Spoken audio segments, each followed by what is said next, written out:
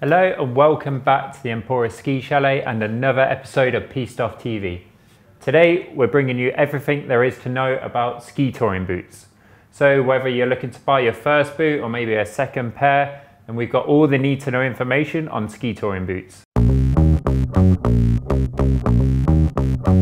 We thought we'd start off our buyer's guide with what is probably the most important bit of kit you'll be buying, and that's a touring boot. Touring boots are like any regular ski boot in that the cuff can lock off to provide a stiff flex to really drive the skis, but they've got a few more comfort features for when you're ascending uphill. If you were to ask around 10 or so people what the best touring boot out there in the market is right now, you'll probably get 6 or 7 different types of touring boots. And these people probably won't be wrong in their suggestions, but it's got to be remembered that a ski boot needs to fit your personal ski style, your height, your weight, and your foot shape. So first things first, it's an age-old cliche to get yourself down to your local brick and mortar ski shop and get your foot in a wide range of ski boots. This is to make sure you'll be comfortable wearing them throughout a whole day of ski touring. Because boots don't just come in a variety of flex and range of motions, they also come in a variety of last. And this is essentially the width of the forefoot of the boot. Right, so first things first, it's the flex of the boot.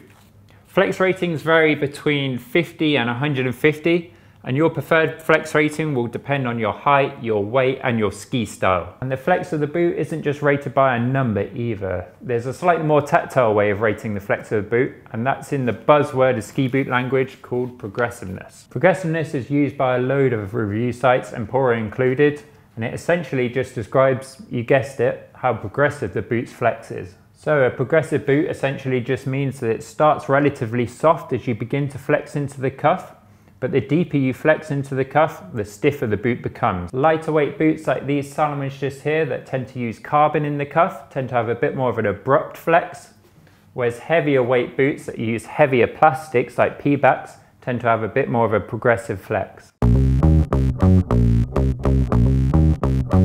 The further you look into ski tour, the more you appreciate a good range of motion in your touring boot. And range of motion is essentially the number in degrees that the cuff is able to move forwards and backwards whilst you're ski touring, giving you an effortless stride. So let's take a look at two ends of the range of motion spectrum between this, the Salomon X-Alp Explore, and this, the Head Core 1.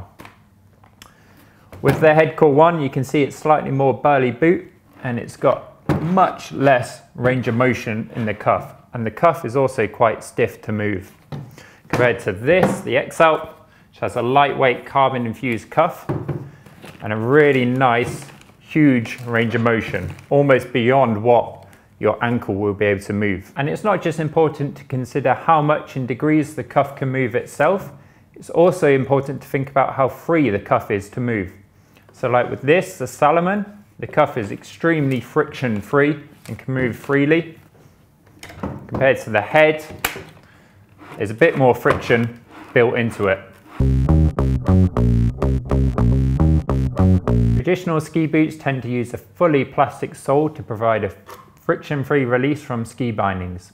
This frictionless sole becomes a problem if you're looking to climb over rocks or ice, and this is where ski touring boots come into their own.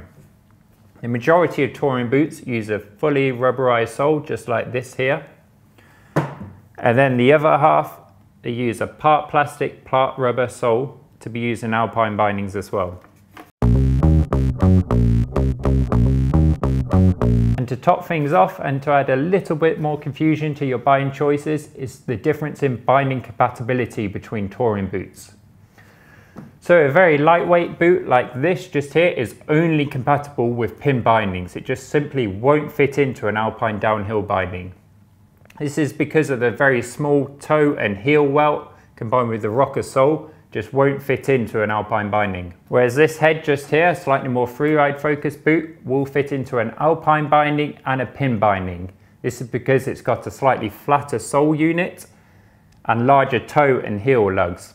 It's also got the Dynafit inserts to allow it to fit into a pin binding as well. But I think that goes without saying, as you just simply wouldn't want to use a lightweight boot like this in a heavy duty alpine binding. So there you go then, you're now armed with a little more information to whittle down your ski boot choice to what you need.